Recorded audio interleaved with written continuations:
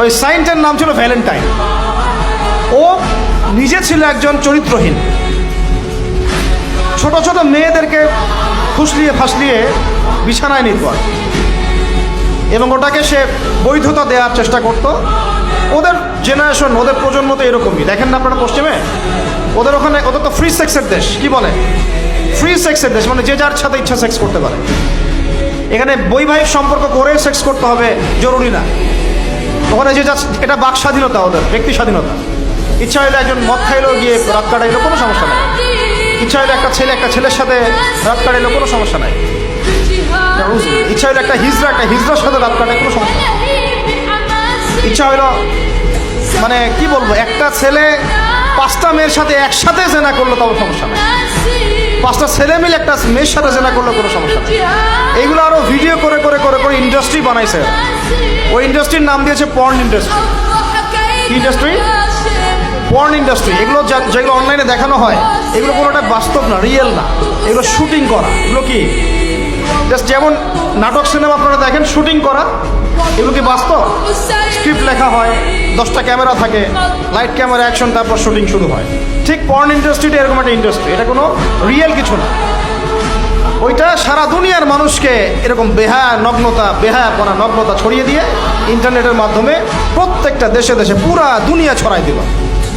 এই হলো এই সভ্যতা। ওই সভ্যতার এই ছিল সাইন্ট বলা হয়, মানে সেইন্ট, ধর্মযাজক। জেনা করতো, এর বৈধতা দেওয়ার চেষ্টা করতো। তো ওই সময়ে যে রাষ্ট্রপ্রধান ছিল, ওর নাম সম্ভবত ক্ল্যাডিয়াস না কি জানি হবে, আমার মনে নাই, অনেকদিন আগের পর, মেবি দ্বিতীয় ক্ল্যাডিয়াস হতে পারে, নামটা ভুলও হতে পারে, দেখে নিয়ে চেক করে। এ আবার ছিল একটু সৎ। এ দেখছে না, এগুলো তো চলবে না, এরকম ধর্মের নাম দিয়ে আপনি মেয়েদের সাথে এরকম করবেন, কি বলে নষ্টামি করবেন, এগুলো চলবে না। ওকে ধরে জেলখানায় ঢুকাইছে। জেলখানায় ঢুকানোর পরে একজন কারারক্ষী আছে, ওই কারারক্ষীর মেয়ে আবার অন্ধ, আর এ সাইন্ট আবার চিকিৎসকও ছিল, সে আবার ট্রিটমেন্টও করত, চিকিৎসকও ছিল। তো সে চিকিৎসা করে করে ওই মেয়েটার চোখ কিছুটা ভালো করে দেয়। পরে ওই মেয়ের সাথেও আবার জেনায় লিপ্ত। এরপরে একে ফাঁসি দেওয়া হয়।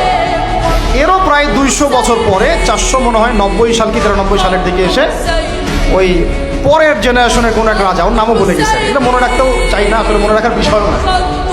সে এসে ওই দিবসটাকে চালু করলো, যে সে একটা খুব বড় মস্ত প্রেমিক ছিল, মহাপুরুষ ছিল, মহাপ্রেমিক ছিল, তাকে স্মরণ করে রাখা উচিত, স্মরণীয় করে রাখা উচিত।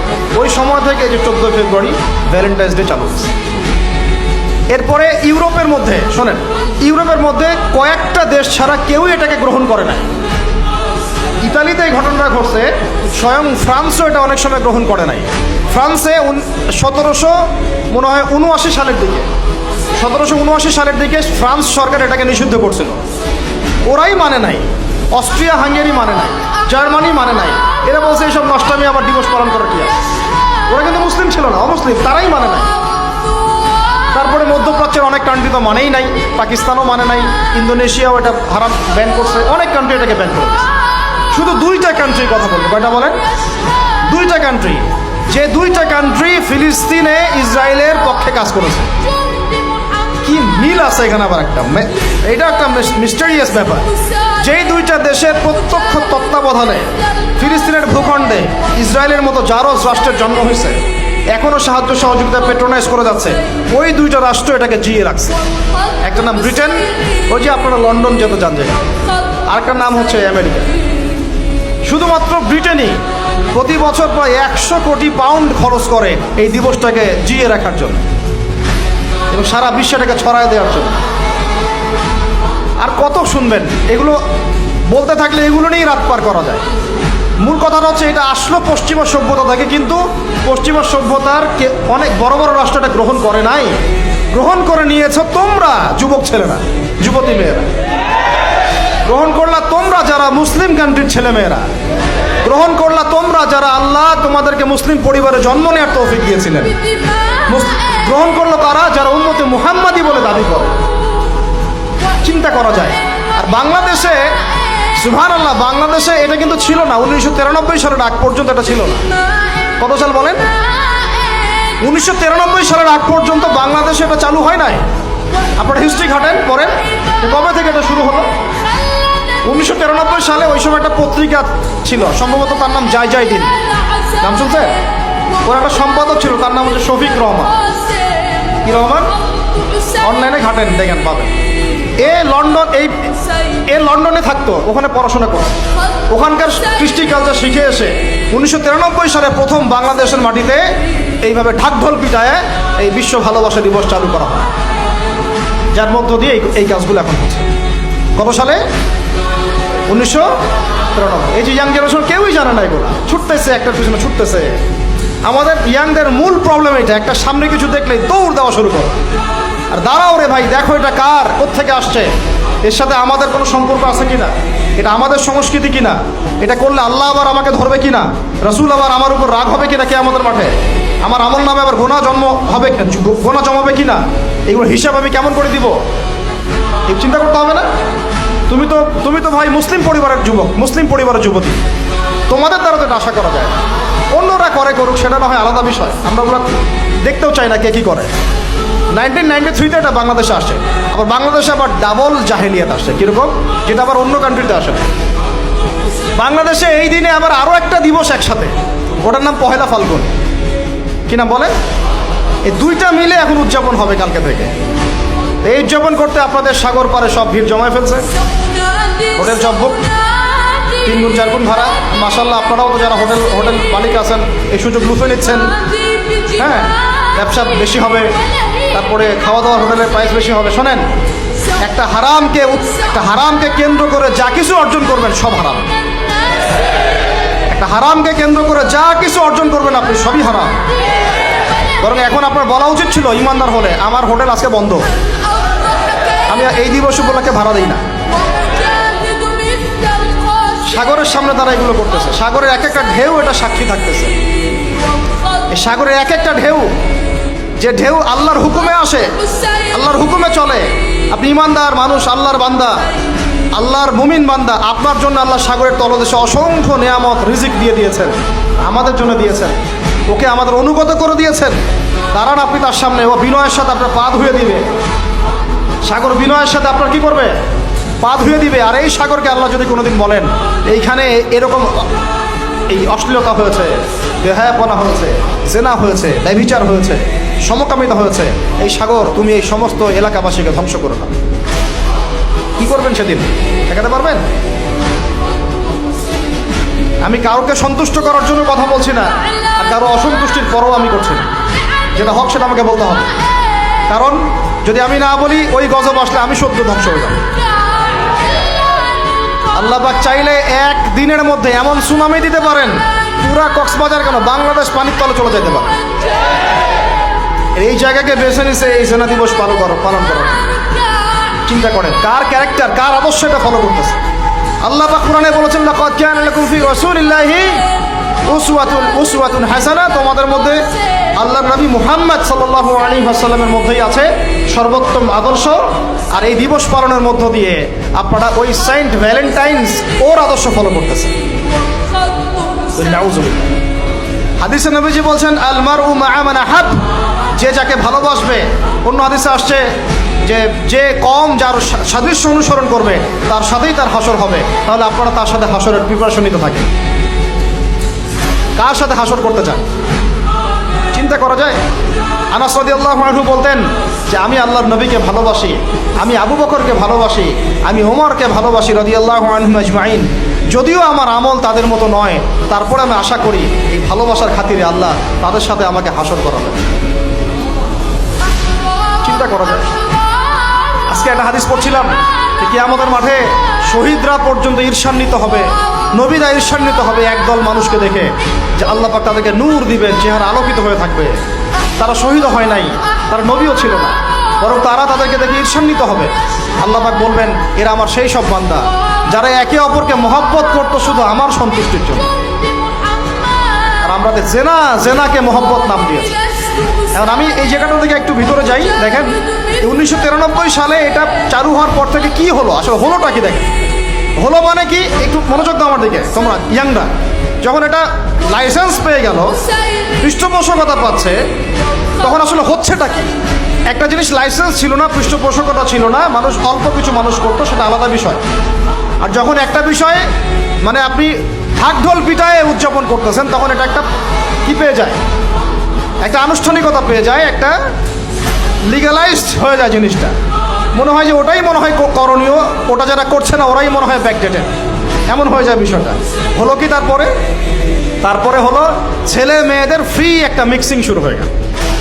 ছেলে মেয়ে মানে আল্লাহ পাক যে বলেছেন যে তোমরা দৃষ্টি নিচু করো, এটা যে কোরআনে আছে যে একটা গায়রে মাহরামের দিকে চোখ পড়লে যদি খারাপ চিন্তা চলে আসে চোখটা কি করো, নিচু করো, ছেলে হোক মেয়ে হোক। এই আয়াত কোরআনেই পড়ে থাকলো, চক্ষু নিচু করা তো দূরের কথা, চোখে চোখ রেখে এখন কিস করতেছে মনে করে বিষয়টা, তাই না? কথা কি বুঝতে পারেন? আল্লাহ পাক কোরআনে বলছেন, আমি শর্ট করে বলতেছি যেন আপনাদের টাইমটাও মানে একটা ফ্যাক্ট, আপনার বাসায় গিয়ে পড়ে দেখবেন। আল্লাহ পাক কোরআনে বলেছেন ওয়ালা তাকরাবা হাযিহিশ শাজারা, একটু বোঝার চেষ্টা করেন। এই কথাটা আল্লাহ পাক বলেছেন আমাদের পিতা এবং মাতাকে, আদম আলাইহিস সালাম এবং হাওয়া আলাইহিস সালামকে। দেখো তোমরা জান্নাতের সব জায়গায় ঘোরো, খাও, কোনো সমস্যা নাই। ওয়ালা তাকরাবা হাযিহিশ শাজারা, এই গাছে উঠবা না, কথাটা এমন না। এই গাছের পাতা ধরবা না, কথাটা এমন না।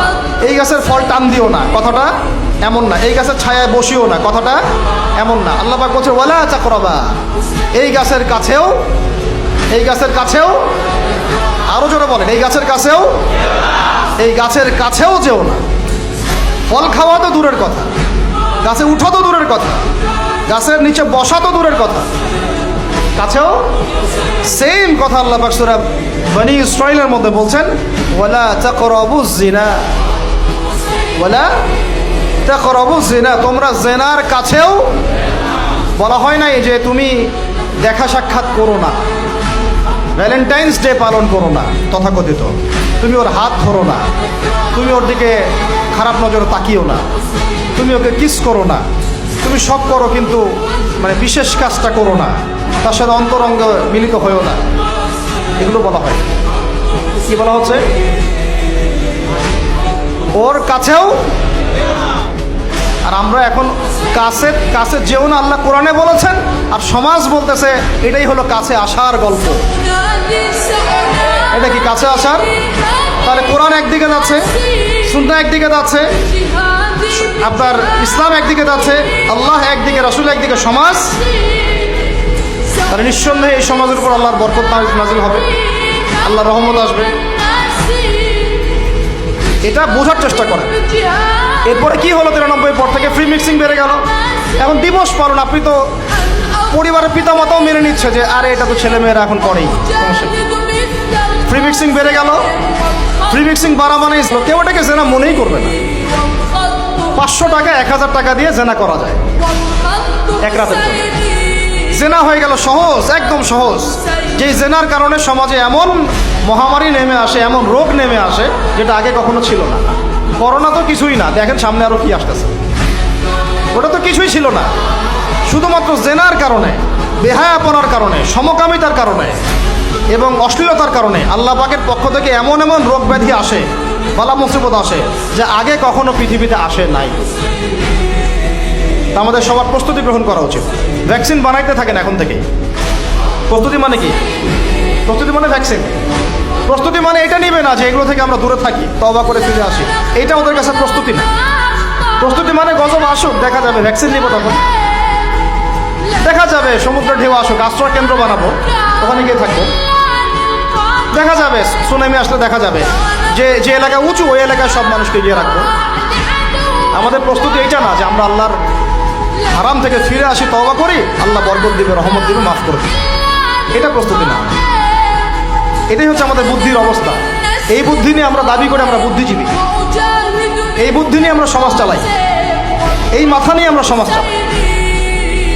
কে টিকতে পারছে? ফেরাউন টিকতে পারছে? নমরুদ টিকতে পারছে? কে টিকতে পারছে পৃথিবীতে? আদ জাতি, সামুদ জাতি, কওমে নূহ, কওমে শুআয়ব, কে টিকতে পারছে? এখনকার নব্য যারা ফেরাউন, নব্য নমরুদ, নব্য আবু জাহেল, এরাও টিকতে পারবে? কশিন কালো। দেখেন তারপরে ফ্রি মিক্সিং বেড়ে গেল, প্রেমিক প্রেমিকা কপতি, যুগল বিনিময়, যুগলবন্দি হচ্ছে।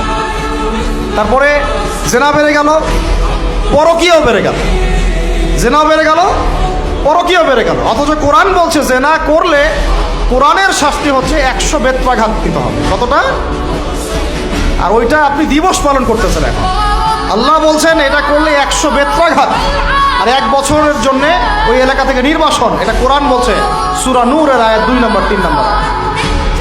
এটা বলছে কোরআন, কথা বলছে এটা।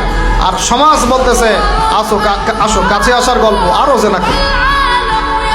আল্লাহ বলছেন কাছেও যেও না, আমি বলছি এটাই কাছে আসার গল্প। এরপরে বাড়লো পরকিয়া, এর সাথে আরো বিভিন্ন সিরিয়াল, হিন্দি সিরিয়াল, এইটা স্টার জলসা, জি বাংলা দেখে দেখে আমাদের একদম মাথাটা খারাপ হয়ে গেল। বাসায় বউ, বাইরে আরো 3টা 4টা, বাসায় স্বামী, বাইরে 3টা 4টা। এই সমস্যাটা রেয়ার না, অনেক বেশি বেশি ঘরে ঘরে ঢুকছে এটা।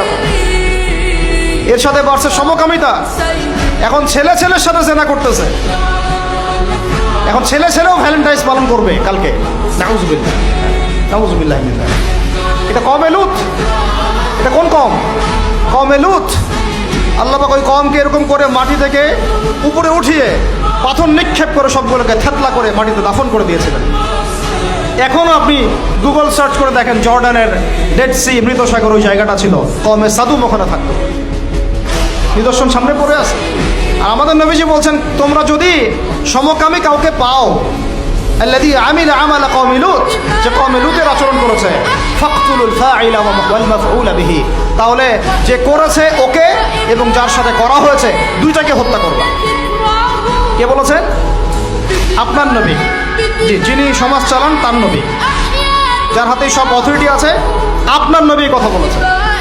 আপনি আপনার নবীর সামনে হাউজে কাউসারে কিভাবে দাঁড়াবেন এই ফিকির আপনি গ্রহণ করেন।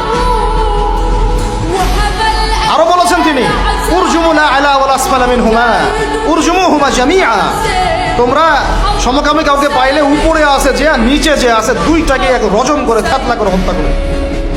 এটা কি ব্যক্তির জন্য এই দায়িত্বটা বর্তায় না এটা উপরের লেভেলের দায়িত্ব? এই হলো আল্লাহর বিধান, রাসূলের বিধান, আর এই হলো সমাজ, এই হলো আমাদের অবস্থা। এরপরে আমরা দাবি করতেছি আমরা মুসলমান, আমরা মানে মরার সাথে সাথে জান্নাতে চলে যাব। নাউজুবিল্লাহ। চিন্তা করা যায়? আমরা দাবি করতেছি আমরা মুহাম্মদ সাল্লাল্লাহু আলাইহি ওয়াসাল্লামের উম্মত, আমরা তার হাতে হাউজে কাউসারও চাই, তার সুপারিশও মানে প্রত্যাশা করি, আর পুরো জীবনটা উপর থেকে নিচ পর্যন্ত তার বিরুদ্ধাচরণ করে চালাচ্ছে। এটা আমাদের দেশে 1993 থেকে শুরু হলো। তারপরে পরকীয়া এগুলো আরও বাড়তে থাকলো। এর উপর আবার একটা ব্যাপার আছে, এর উপর আবার ওই 90-এর দশক থেকে এই পর্নোগ্রাফিও ছড়ায় দেওয়া হলো সবচেয়ে। মানে ভিতরে ভিতরে ফোনে ফোনে ছেলেমেয়েরা পর্ন দেখতেছে। আমার কথাটা বুঝেন, রাত্রেবেলা ভিতরে ভিতরে মনে করেন ছেলেমেয়েরা পর্নোগ্রাফি দেখতেছে। বেশি ভালো সাজার প্রয়োজন নেই, সবারই চোখে কম বেশি এটা পড়েছে। যারা অনলাইনে ঢুকেছেন জীবনে একবার হলেও তার চোখে পড়বে, এটা অনলাইনে ফিতনা, তাই না? পর্নোগ্রাফিও দেখতেছে। এদিকে পর্নোগ্রাফি দেখার মধ্য দিয়ে কি হয়, মানুষ পশু হয়ে যায়। একটা মানুষ যখন পর্নোগ্রাফিতে আসক্ত হয়, ওটা ছাড়া সে চলতে পারতেছে না। ওর সামনে আপনি 5 বছর 6 বছর একটা মেয়েকেও যদি দেন, ওকে ধর্ষণ করে রেখে দিন।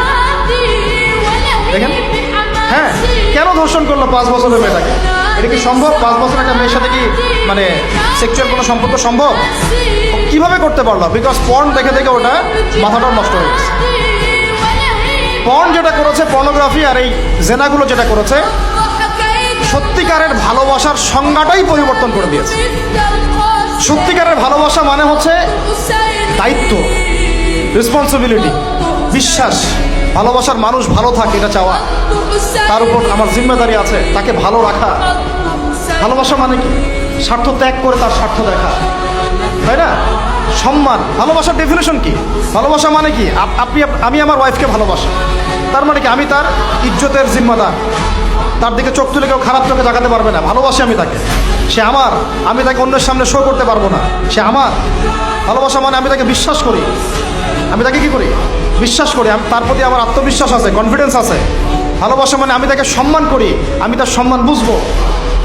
পর্ন আর জেনা যেটা করলো, ভালোবাসার সংজ্ঞাটাই পরিবর্তন করে দিল। এরা ভালোবাসার সংজ্ঞা দিল, ভালোবাসা মানে হলো যৌনতা।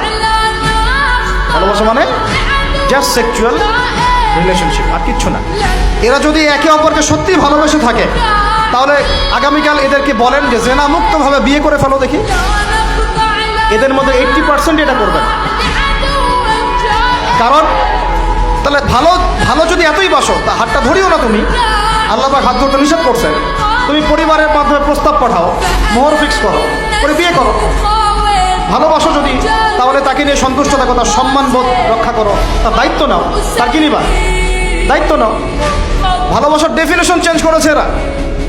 একটা মেয়েকে ভালো তুমি যদি বেশেই থাকো ছেলেটাকে, তাহলে তুমি তার সাথে কিভাবে এভাবে হারাম জেনায় লিপ্ত হতে পারবে?